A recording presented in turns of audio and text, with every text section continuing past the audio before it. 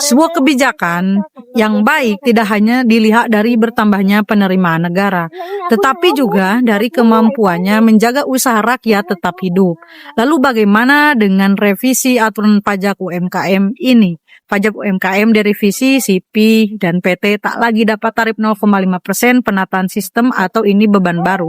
Pemerintah resmi merevisi aturan pajak UMKM melalui PP nomor 20 tahun 2026. Salah satu perubahan besarnya CP, PT biasa, Firma dan BUMDes tidak lagi masuk kategori penerima fasilitas PPh final 0,5%. Fasilitas tersebut kini diprioritaskan untuk wajib pajak orang pribadi, koperasi, dan PT perorangan. Pertanyaannya, apa sih ini dampaknya? Di satu sisi, pemerintah ingin membuat insentif pajak lebih tepat sasaran. Logikanya, fasilitas UMKM seharusnya fokus kepada usaha yang benar-benar kecil dan masih membutuhkan ruang bertumbuh.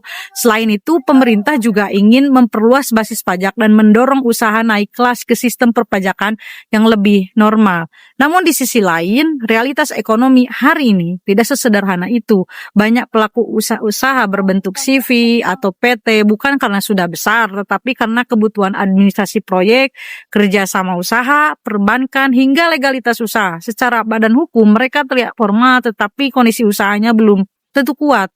Di tengah-tengah daya beli masyarakat yang menurun, biaya produksi yang naik, rupiah yang masih tertekan, dan persaingan usaha yang semakin ketat.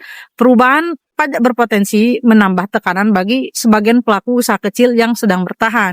Di sisi inilah tantangan kebijakan publik itu muncul. Karena tujuan meningkatkan penerimaan negara memang penting, tetapi negara juga perlu memastikan bahwa kebijakan pajak tidak memastikan ruang tumbuh usaha produktif. Yang perlu dibangun bukan hanya kepatuhan pajak, tetapi ekosistem usaha yang sehat. Akses modal dipermudah, digitalisasi UMKM diperkuat, birokrasi usaha disederhanakan, dan insentif diberikan berdasarkan kapasitas usaha yang real, bukan hanya bentuk badan hukumnya. Sebab jika UMKM tumbuh, negara mendapat pajak, tapi jika UMKM tumbang, negara kehilangan lapangan kerja. Karena pada akhirnya pajak yang sehat bukan hanya soal seberapa besar negara menarik penerimaan, tetapi seberapa kuat kebijakan mampu menjaga keseimbangan antara pemasukan negara dan keberlangsungan usaha rakyat. Bagaimana tanggapan kalian kebijakan ini, langkah penataan sistem perpajakan, atau justru berpotensi memberatkan pelaku usaha? Tulis di kolom komentar.